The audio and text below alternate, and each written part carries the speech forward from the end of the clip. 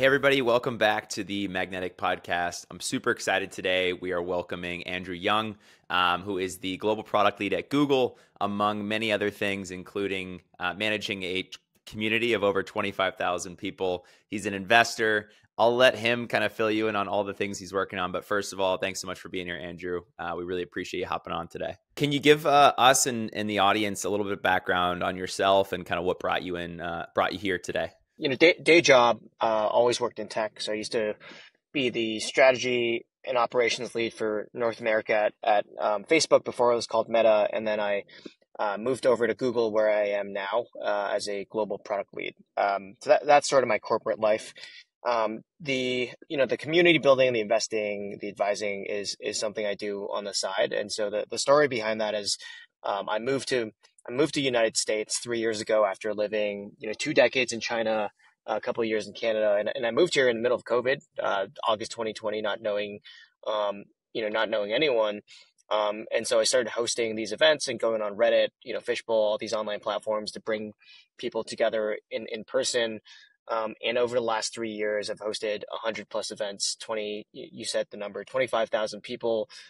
A lot of them end up being tech CEOs, co-founders of billion-dollar companies, and executives at pretty large organizations as well. And so I've ended up sort of running that community, doing 3 to 5 events a month, but also investing in some of the companies of the founders that come, advising their companies. And I also run a lot of it through my media platform, which is a newsletter and a bunch of different social accounts. That's probably the best. I haven't quite figured out how to tell give my introduction yet, but that's probably the best way I could share what I do. That's awesome. Sounds like someone who likes learning new things. So I definitely can relate. I'm really interested to hear though. So you moved here during COVID because I was just doing a bit of research on yourself before this, and I was curious as to, did you move here because of COVID? Did you move here before COVID and then bang, COVID hit? Like what was that like, or what was the story behind that move? Yeah. So like many others, I went through during COVID. I went through sort of a quarter life crisis. I was I think exactly 25 at the time, and I was living in Toronto, and I realized how unfulfilled I was there, and how how stagnant I was in my professional career and in my life. And so I looked to what one of my biggest aspirations always was, and it was to live in New York City. And growing up in China, you'd always look to America, but not only America, but you would look to New York City because that was the city that was in all the all the movies and all the TV shows. And I was like, I want to live there. That looks like the most exciting place to be. But it was hard because I had to get I needed a visa sponsored.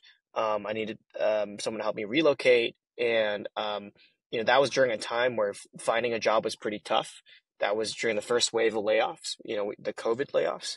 Um, but I figured if I put enough time and like dedication into looking for a job in New York City, and if I approached it the right way, and we could talk about that too. But if I approach it the right way, I'd be successful. And through many months of networking, and like reaching out and interviewing, I finally made it happen. So that was sort of the how it happened and what prompted me to move to New York City.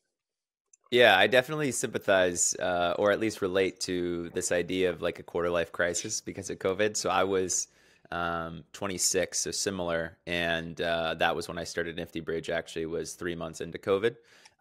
So I can relate. I think when you're spending a lot of time with yourself and your thoughts, and you start to reflect on, because I think one of the things in America, at least, that everyone does so much is just like head down.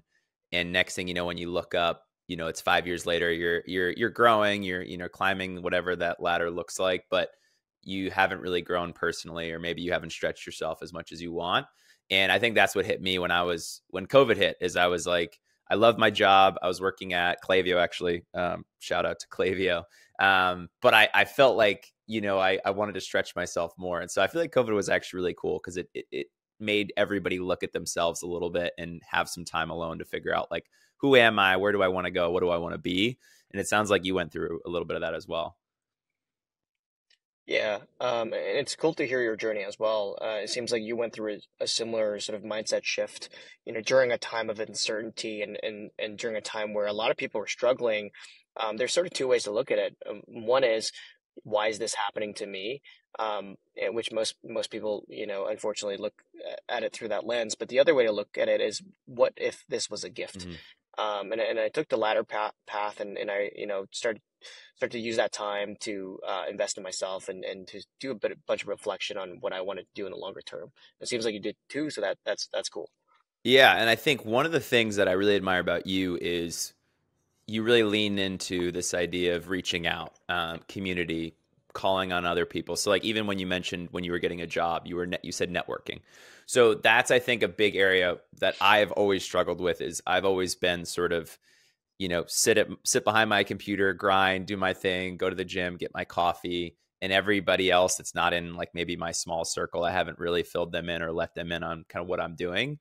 How does someone like you, like, how do you get good at just being more open about surrounding yourself with new people, meeting new people, getting into groups, networking? Like, I genuinely just like really excited to hear kind of how you grew that muscle, or if it came naturally. Yeah, so I have a few ideas there, and I'll start off with the fact that, growing up, and especially in an Asian household, an Asian culture, um, I was shy, non-confrontational, and was not I would not describe myself as a bold person. And so, what networking seemed to me at the time is that it looked like an activity where you had to work the room. You had to be bold, you had to be assertive, you had to be charismatic and overly energetic, and you had to go around the room and meander your way through and meet people. And I could never do that. Even with alcohol, which I don't drink anymore, with caffeine, it was never natural to me. Um, and it took a couple of things for me to find my sweet spot of networking. Well, one of them was, is the idea of rejection therapy, which I think everyone should do. And, nodding your head, it seems like you're familiar with it, but it's like getting comfortable with the idea of rejection and of not pleasing other people. So I did a lot of those exercises growing up, and that sort of formed as the baseline for my social, call it social infrastructure that I use for networking, friendships, dating, all those sorts of things. The other thing was understanding, um, my strengths and what I was not good at. So while I was not good at navigating the room and working the room, I was really good at, sorry, pause right there. Am I frozen? Can you see me? Yeah, no, you're good. You're Good. moving. Okay. Maybe my internet. Um, so while I was not good at like working the room and navigating the room, I was really good at, call it internet culture and navigating the web. And the first meetup I did in New York City was from Reddit, and I would just go on Reddit, posted, built these, created these funnels, got really good at writing and posting online across Reddit, Twitter, LinkedIn, Instagram, that kind of thing. And I used that to my advantage. Instead of trying to get into the room, which I think most people do, I created the room myself. And I created the room through these online channels in an environment that was native to me and that I was comfortable in. So I've never really been good at like making friends in person, but I'm really good at making internet friends and then converting them to in-person friends. And a lot of introverts come to me and they ask me, how can I network if I'm shy, if I don't have the energy to be in a room all day? That's the answer. Leverage the platforms that work for you and the environments that you're most comfortable in, um, while acknowledging some of the fears that you should overcome anyway, like the rejection therapy stuff. But use the environment to your advantage. And so just combine those two or three things. I forget how many things I said, uh, and you'll find like a strategy that works for you.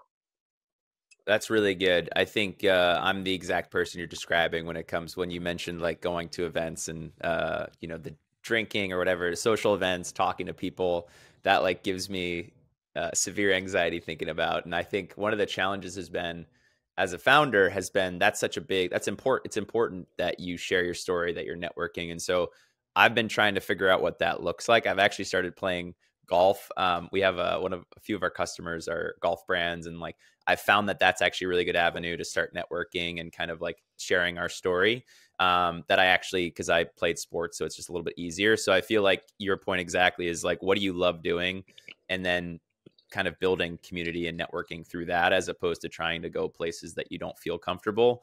And then it probably doesn't come off as Mm, authentic anyway when you do meet people that way. right, right. So I want to transition now. So talking about community and how you started to really think about it. This podcast, right? Mainly listeners are going to be e-commerce or retail brands that are really interested in this idea of community. So the first thing I want to ask you is just, what does community mean to you? Yeah, there's a lot of debate about what it means and what is community and what it's not. I think the simplest way to put it is a group of engaged people who share a similar mission or a similar problem. That's really all it is. It's actually easier to define what is not a community than what is a community. A community, you know it when you see it. But for example, something that is not a community, and you might have heard this before, but an audience is not a community. An audience is a group of people that are looking at one person or one thing, versus a community is a group of people sitting in chairs that are facing inward, and so they all get to engage with each other. There are sort of different connection points that can be made, versus an audience is one single connection point. What do brands, when they think about that idea, what do they typically get wrong, since it's easier to define what isn't a community? Like, what are brands not really getting when it comes to creating something like a community? I think brands that so most brands aim to build an audience, and they aim to build a distribution because they use that distribution as a means of selling their product. Um, Naturally, a lot of brands have products that are deeply emotional. For example, Nike and Lululemon, and as a result, they actually end up building a community. It's rare, but if you're wearing Nike shoes and I'm wearing Nike shoes, I there was a time where I may have felt some sort of affinity toward you because it said something about who you are and what you represent and what your values are. But that doesn't apply for less, emotional products like banking, software, most software. And so a lot of brands go out there and build a distribution, and that's the right way to do it. But they tend to confuse that with community. Community is a whole separate thing. Um, I find that a lot of brands want to build community, but don't really understand what it is or how it serves them. And so getting very clear, if I was going to give some advice to brands, it's getting clear on why exactly you want a community in the first place. I think should be the first part of your strategy. Is it to offer your users scaled support as it relates to troubleshooting? Is it to evangelize the brand even more and to use it as an acquisition vehicle for new customers? Or is it just to keep your existing customers and users happy and to get them to spend more and that kind of thing? But the first part is really to define the strategy and why you want to build a community in the first place. Not and the reason to not do that, or not a good reason, is to do it because everyone else is doing it. Hmm. I think it can get a little bit noisy and buzzwordy, but just understanding why does it you want to do it, and specifically your brand needs it.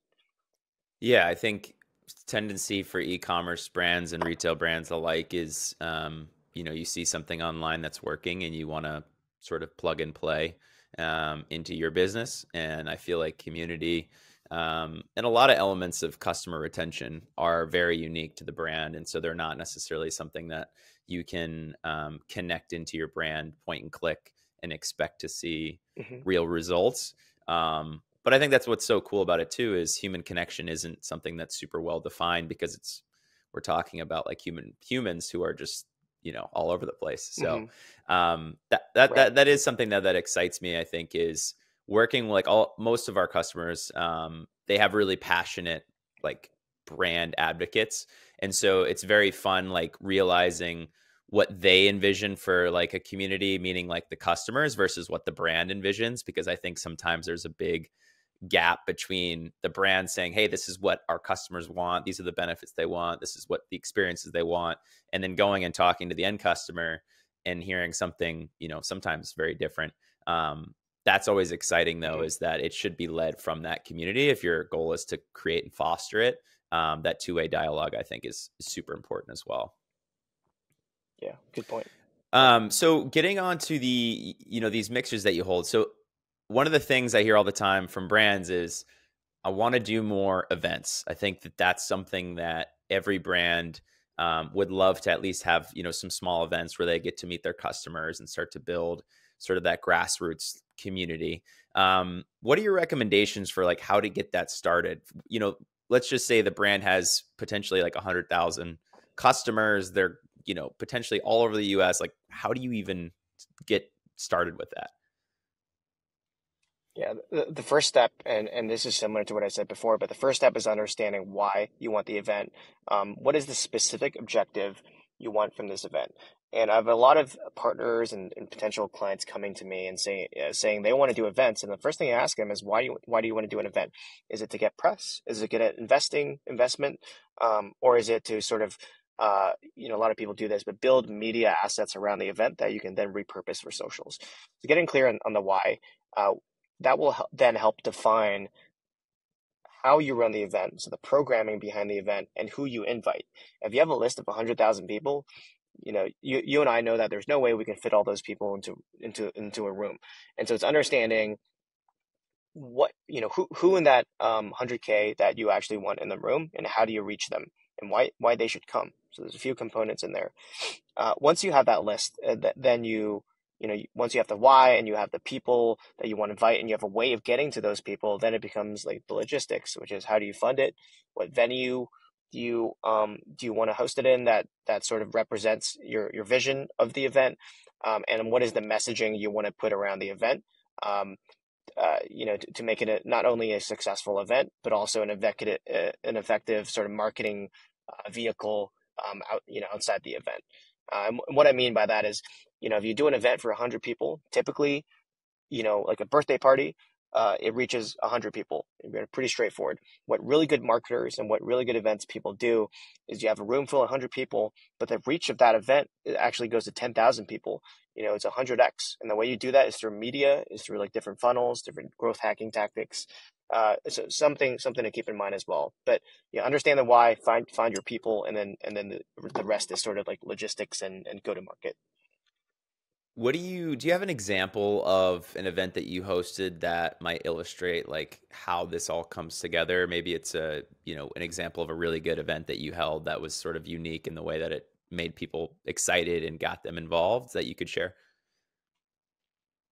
Yeah, and you want an example of me working with another host, or an event that's like more unique to the attendees. So the perspective of the attendees or the host, I think which one is whatever more one useful? you want to share, whichever one you think would kind of illustrate a good example of like an event, I think would be great. Yeah, the most clear one for me is a mutual friend of me and Jake.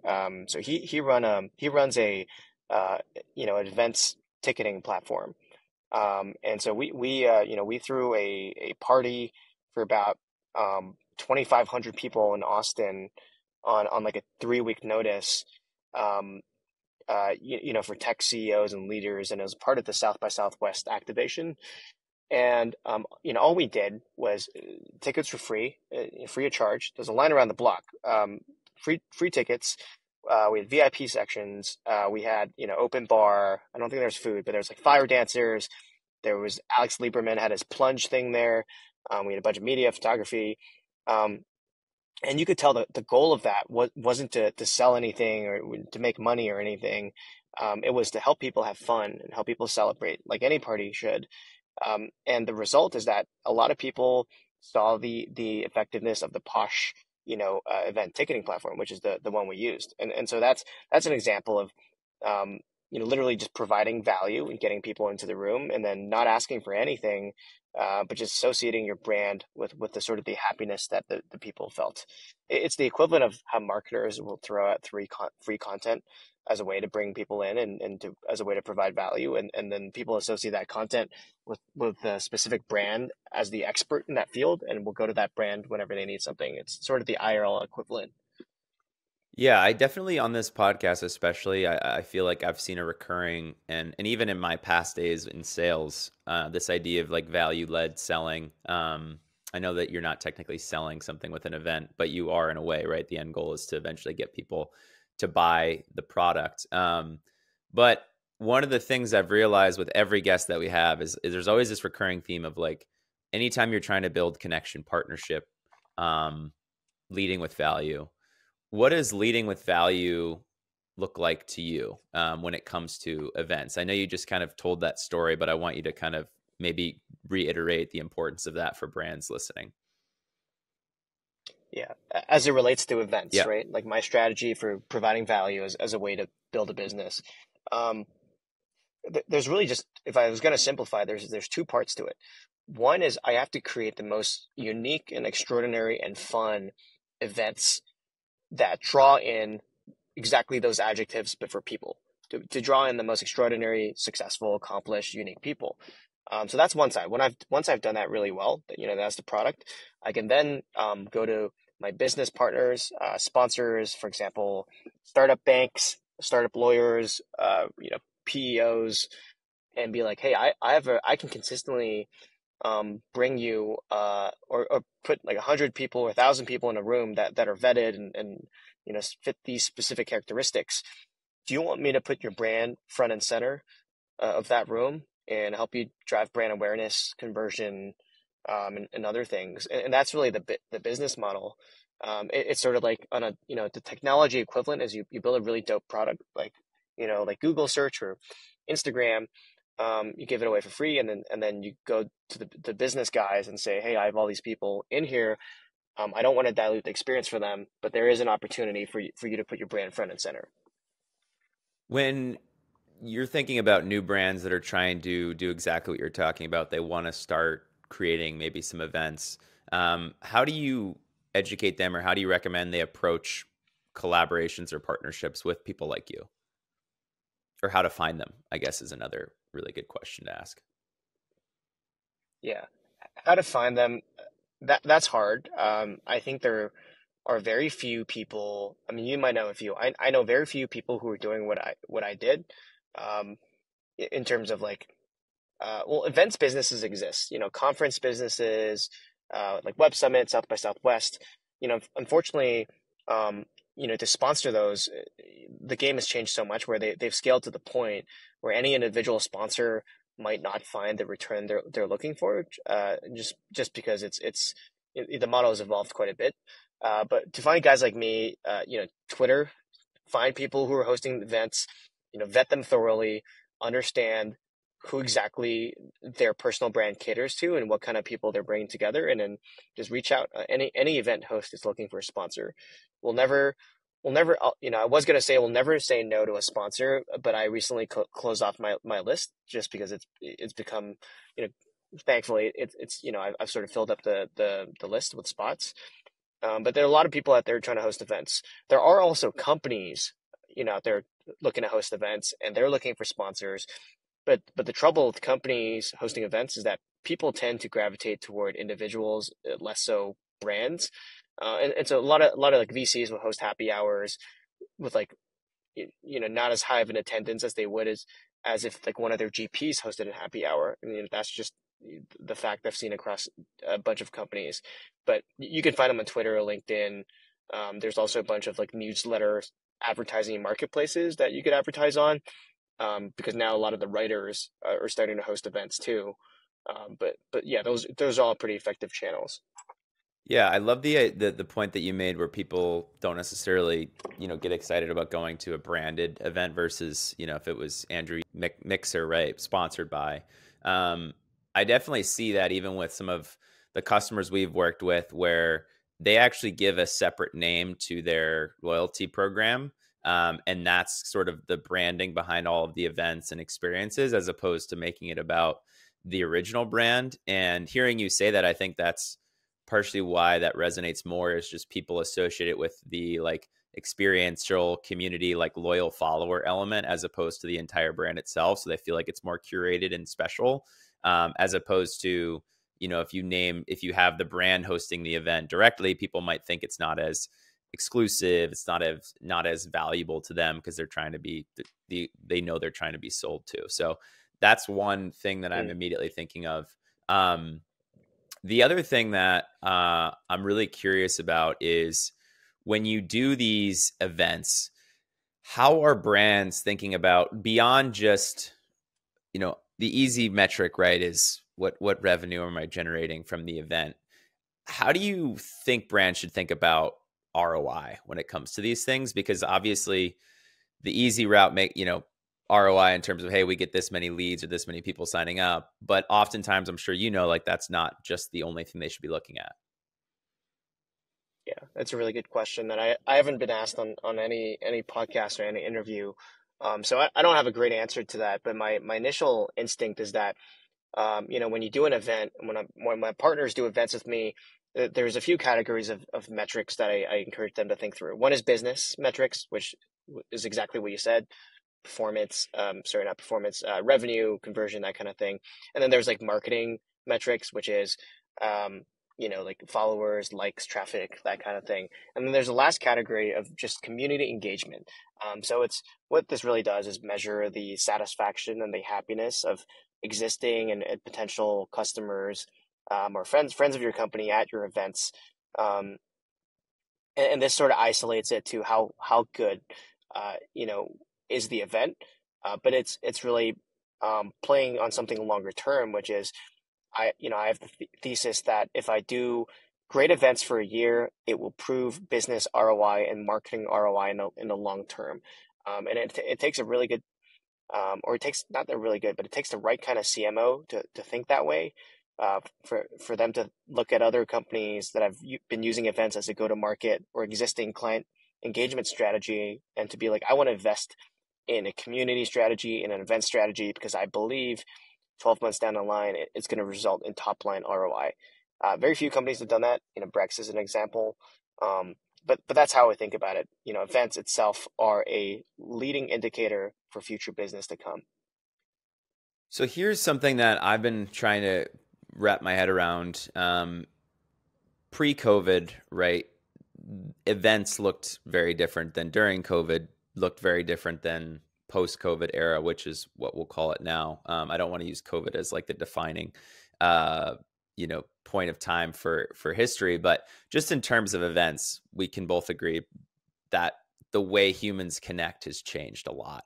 I want to get your opinion on, do you think human interaction face to face is more important now than it was before, less important now, the same? What do you think? So there's nothing digital that can ever replicate the feeling of being in a room of people, whether that's a dinner table with 8 other people, or a conference, or a concert with 1,000 other people. No digital experience, VR, Zoom, none of that can ever replace that. I think it's a tough question. I think it's always been important and always will continue to be important. I don't know if it's more important than before or less. Um, but I think through COVID, we've realized, we went 2, 3 years looking at a screen, and we've just realized, we almost forgot the energy you get from speaking to someone in person, and it's hard to sort of scientifically prove what energy is, but it is there, and you feel it when you're in a room with someone. And we didn't have that for 2 years, and so now we're itching to get back into it. I do think we're also leaning toward a hybrid world where virtual events, funny enough, are coming back, just because I think people after COVID started itching for events. They start doing it very, very often, and then they start realizing the limitations of it, which is travel, capacity, and all the other negative, aspects that are related to being at an event. And so there's been a bit of a shift toward like the virtual webinar conference world again, but I think those two will continue to work together with more of an emphasis toward in person.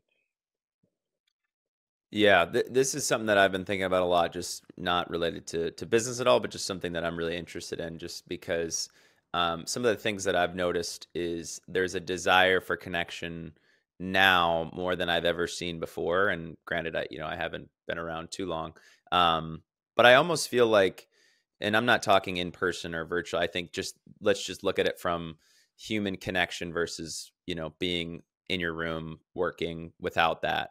I feel like COVID, was partially responsible, but I feel like social media, constantly being inundated by swiping, I feel like there is this sense of like people have so much connection that they have none. And that's why I think now more than ever, people just want to feel like that connection with someone else in a way that's not super transactional, or in a way that's not super swipe right, swipe left, but very real, like your events that you have where people can show up, meet people that love starting things, entrepreneurs. I think that there's an excitement I think that exists today around that more than I've ever seen. So I think you're right. I don't know that it's more important, but I think that the need and desire for those experiences are higher than they've ever been, just because I think there's so little of them.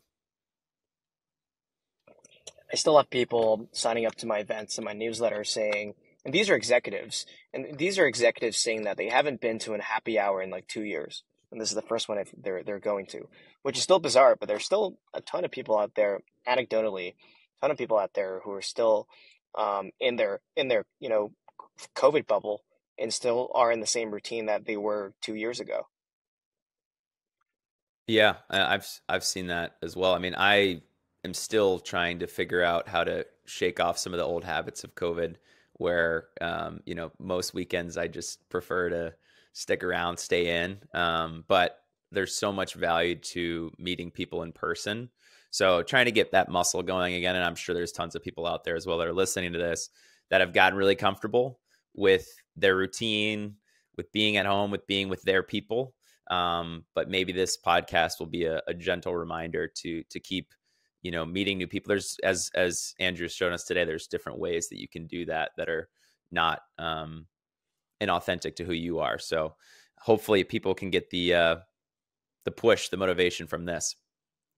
I hope so. What's Yeah. something that you've been on a lot of these podcasts, and I've seen you all over Twitter and Instagram, have a big audience. You've probably had a lot of conversations just like this. Are there any questions that you've never been asked that you wish someone would ask you on one of these things?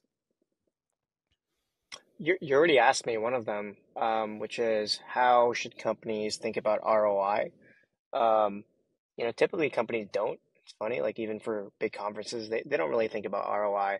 It even got me to thinking, I was at a basketball game the other day and there's like an AT&T logo up there and they have a box and it might be T-Mobile, but like how do they think about ROI? They probably don't. They probably just allocated a budget for stuff like that. Um, no, I don't have any other questions that are super top of mind. I feel like I've been asked a lot of questions, um, and they've all been good ones, but yeah, nothing pops up.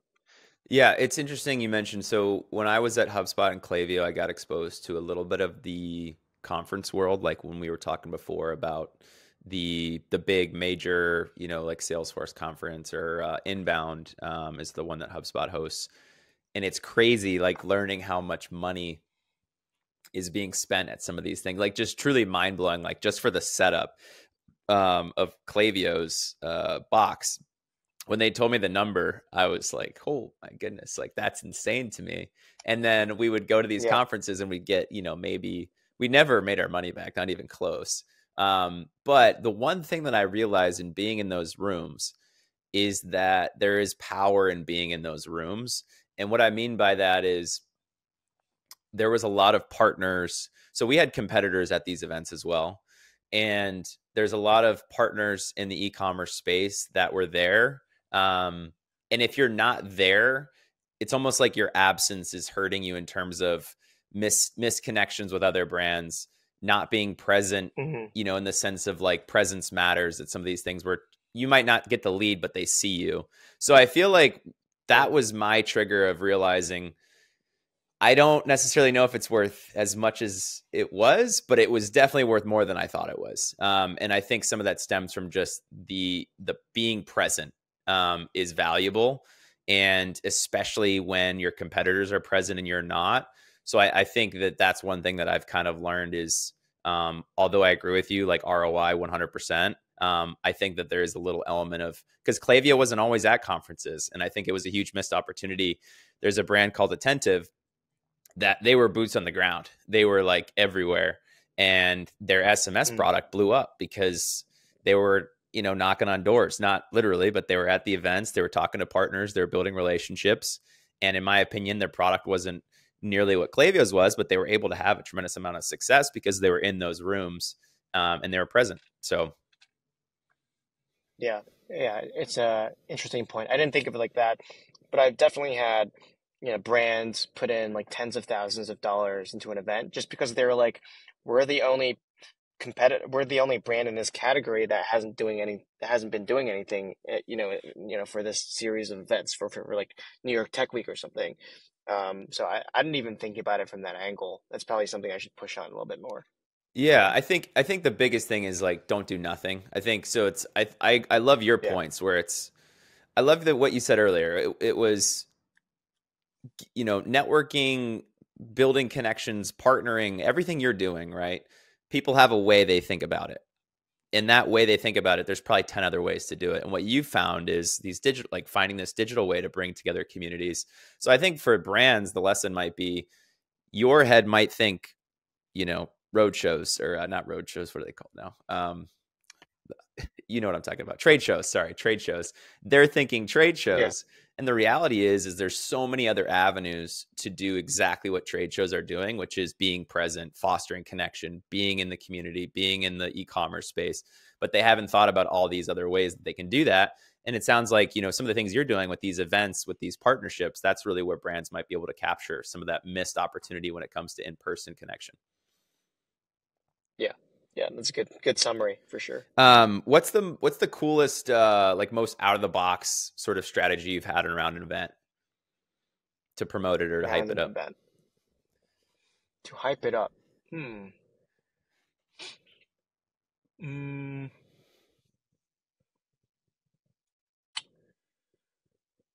I haven't really done anything that wacky yet. It's all been pretty standard. I mean, I built my audience fairly quickly from not have from nothing, which as I said it, I realized most people do.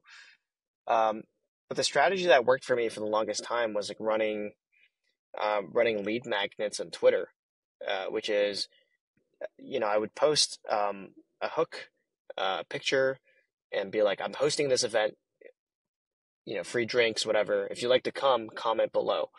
And that just like did very well in the algorithm. And then I tried it on LinkedIn. It didn't work as well as LinkedIn, but that worked very well on Twitter to the point where I got 100K views on one tweet when I had less than 500 followers. So that worked really well. It's now overdone. Everyone's been doing it, and Twitter's algo has changed. But um, other than that, I haven't done really done anything crazy. Like I did that party in South by without knowing anyone in Austin and not having an audience there. But that was really just piggybacking off, the lists at South by and partnering with people to leverage their audiences. Um, South by Southwest actually sent us a cease and desist because we called it like South by Southwest launch party or something. That was stupid of us. I mean, we thought it was kind of funny, um, but maybe that helped. Just calling it using that name. But other than that, I don't have any other crazy stories in how I promoted something. When it comes to we're coming up on 2024, and I wanted to kind of ask you like, what are some things that you're excited about? Because I know you mentioned you were working on some things before the call, but what are some things that you're really excited about for the new year? Yeah, so I am quitting Google in 2 days. So I'm going full time, and that whole process has been um, complex from building my own company to like using that company to sponsor my own visa, my own green card. That took many, many months of lawyer work. So finally, I will be free and on my own. In terms of what's on the roadmap, I'm ramping up the events. So I'm going from like 3 to 5 events to I'm probably doubling that number to include dinners, the CEO, CMO, and pre-seed founder, early stage founder dinners.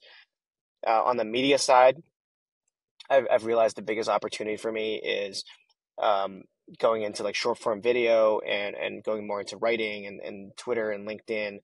I've been doing all those things casually over the past few years.